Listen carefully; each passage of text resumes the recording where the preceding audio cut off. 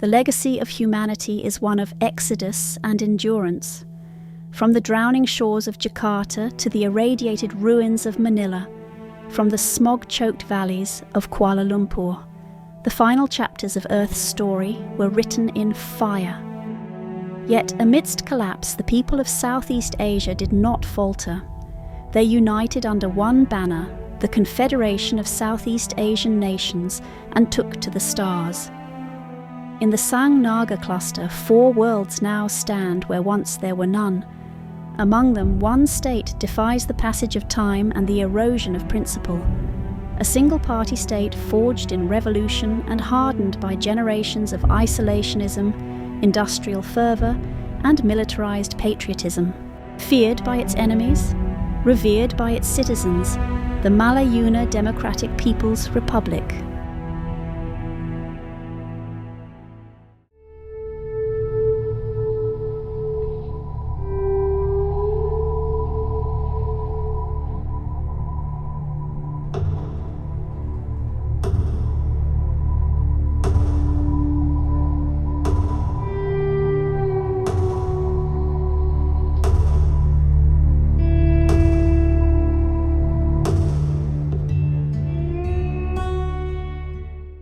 Before we dive into today's video, I want to give a huge shout out to the sponsor of this episode, Carthago Delenda Est, The Last Curse, by Jesse R. Page, a gritty, heisty sci-fi novel that absolutely blew me away. Set in the year 2573, Carthago Delenda Est throws you into a galaxy teetering on the edge of chaos. Great Britain is about to crown a new king and queen. Only problem? The legendary crown jewels have been stolen by the Crimson Syndicate, the most powerful crime cartel in the Delta Pavonis system. Enter Robert Howe, a spy, soldier, and reluctant hero. He's on a mission to steal back the Blood Diamond, one of the most dangerous artifacts in human history. But he's not alone. He's joined by a cynical thief, a mysterious alien refugee, a disillusioned priest, and a planet full of angry factions. It's Blade Runner meets Ocean's 11 with a dash of Dune-level politics. The world building is smart, gritty, and full of sharp dialogue. If you love espionage, deep sci-fi lore, and morally grey characters plotting the heist of the century, Carthago Delenda Est is your next read. It's available now on Amazon. Check it out now, link in the description.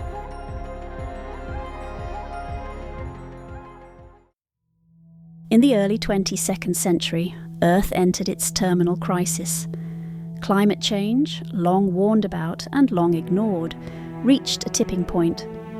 But it was not heat that brought the final blow. It was an asteroid impact in 2102 CE that fractured tectonic stability, accelerated geomagnetic decay, and devastated planetary ecosystems. Oceans rose, magnetic shielding collapsed, and crop belts turned to wastelands. With little time remaining, the surviving global powers initiated numerous programs in a desperate bid to save humanity.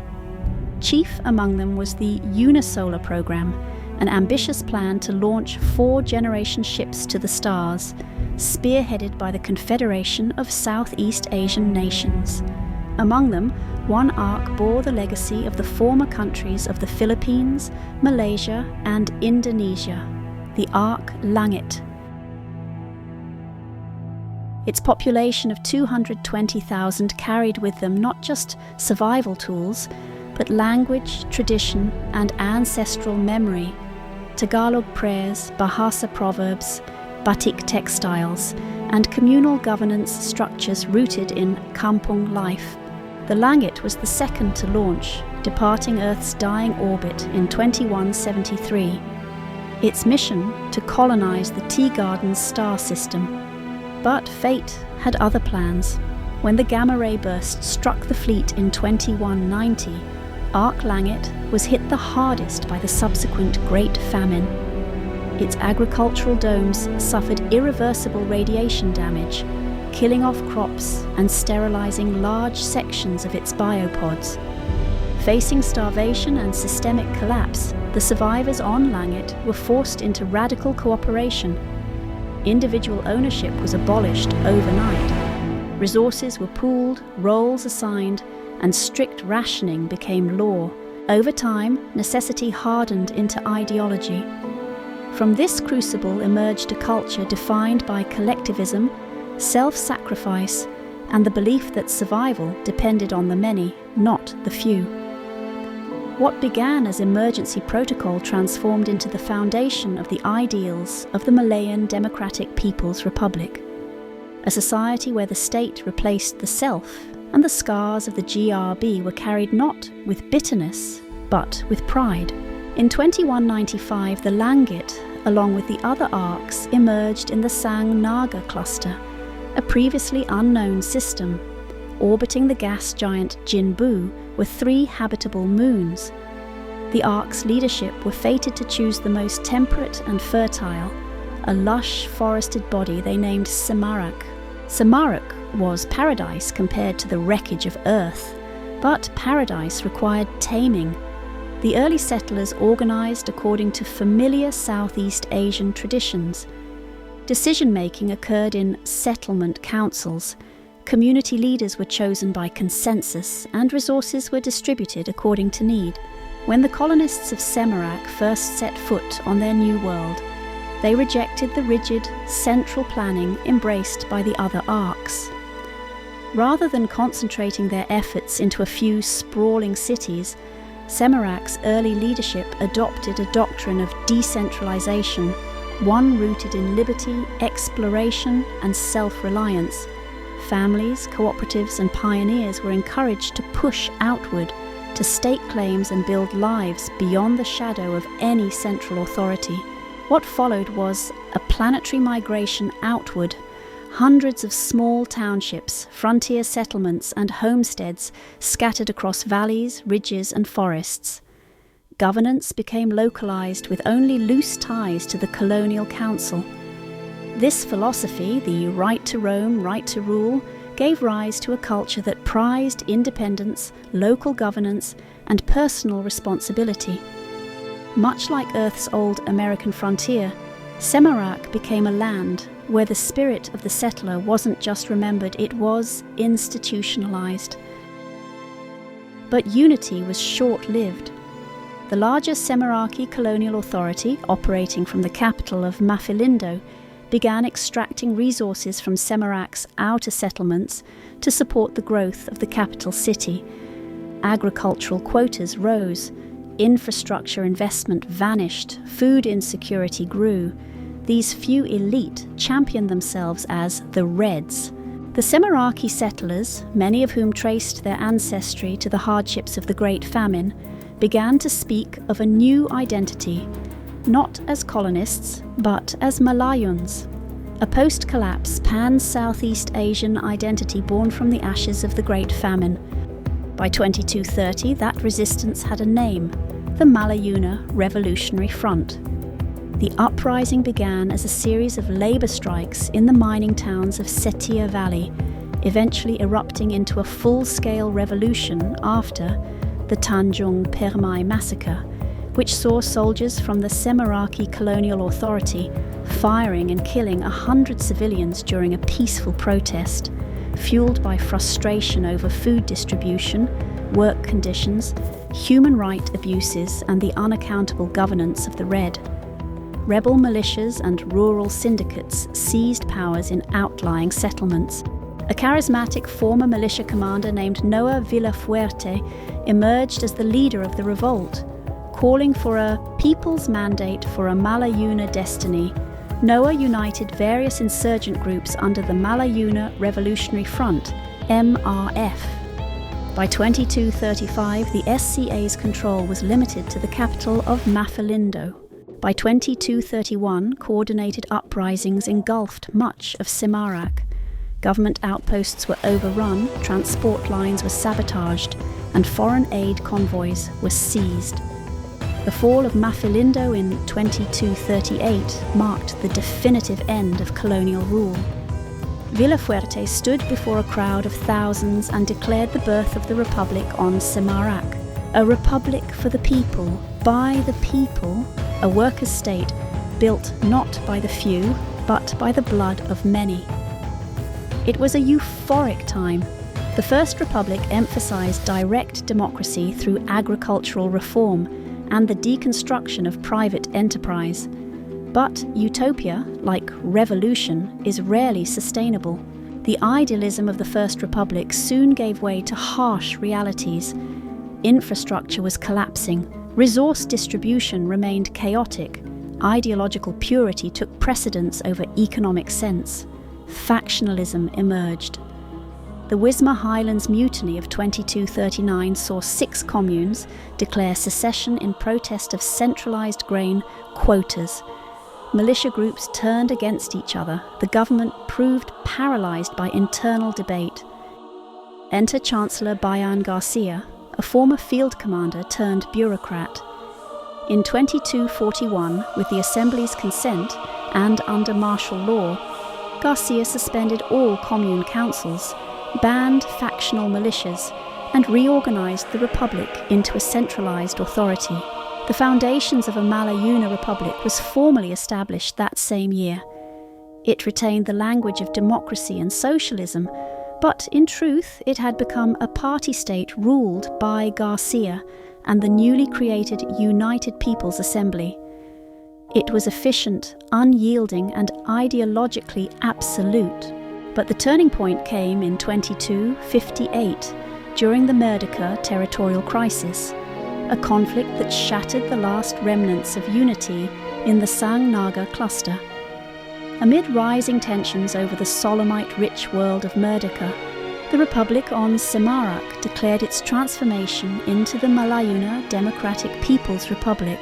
The MDPR positioned itself as the vanguard of the working class, fiercely opposed to both the expansionist ambitions of the UKSN and the capitalist ventures of the new Sol Commonwealth. Garcia and his family, now entrenched as Chancellor, invoked the uprising and the sacrifices of Ark Langit's descendants to justify sweeping reforms. Central planning was tightened, dissent was crushed, and all political power was consolidated under the United People's Assembly, the state's singular ruling entity. During this era, the Malayan People's Navy was established, one of the largest fleets in the cluster. Semarak's naval academies trained generations of officers in the doctrine of mass mobilization and overwhelming force, while the ground forces were reorganized into the Malayan People's Army. Though the MDPR grew into a tightly controlled regime, it maintained high urban living standards, state welfare programs, and cultural preservation efforts that won loyalty from much of the population. But the rural outskirts told a different story: neglect, overwork, and creeping authoritarianism. As a new elite class emerged within the party ranks, whispers of dissent began once again to echo through the valleys of Semarak. The MDPR is officially governed by the United People's Assembly, an elected unicameral legislature. In practice, the Assembly functions as a ceremonial ratifier for policies crafted by the Executive Bureau and enforced by the People's Military Council. The ruling party, the Malayan People's Vanguard, is the only legally recognised political organisation. It is responsible for everything from education to industrial planning, and its membership is required for all senior civil or military roles. The current Chancellor, Lakat Garcia, is the son of Bayan Garcia and serves alongside his daughter, Vice-Chancellor Arjuna Garcia, widely expected to inherit the title in the future. Critics refer to the regime as a Republican dynasty, but within the MDPR, loyalty to the Garcia lineage is framed as loyalty to the state itself. Education is state-run and highly ideological.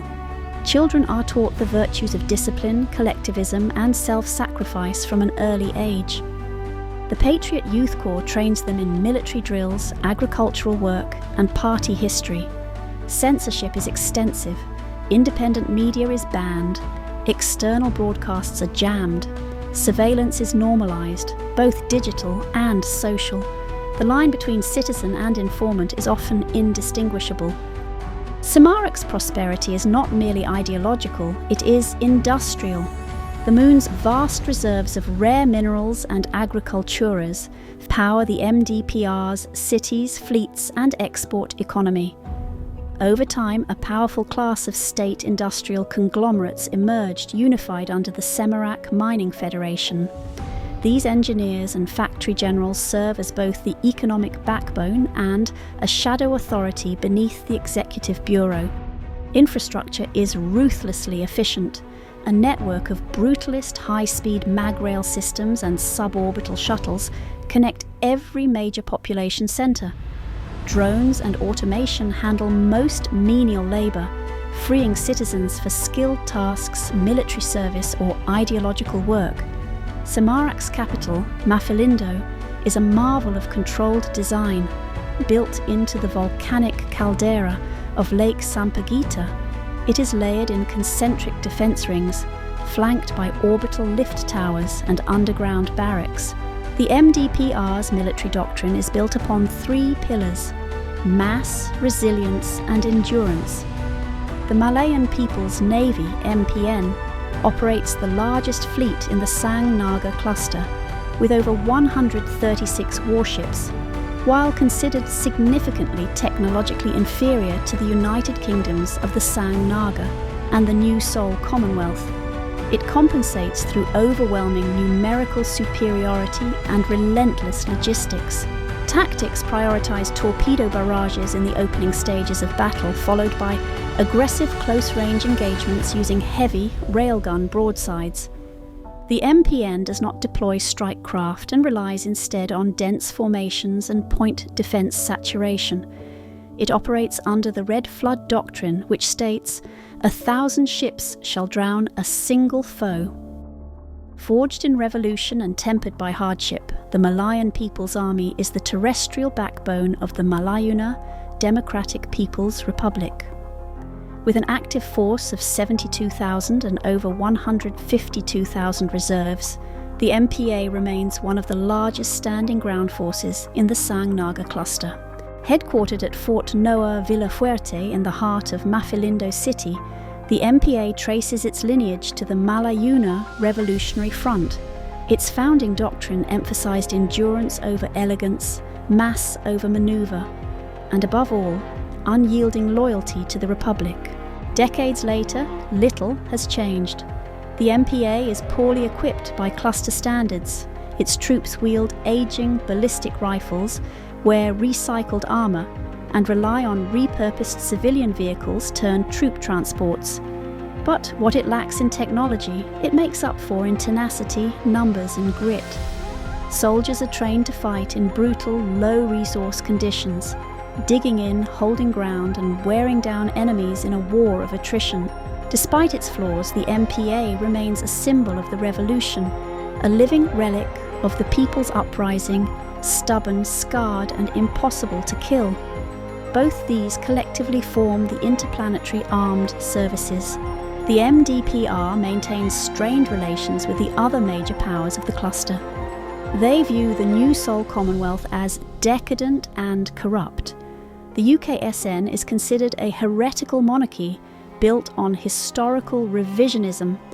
Border clashes, proxy skirmishes, and espionage operations are common, particularly on Merdeka, a Solemite-rich planet over which all three powers stake territorial claims.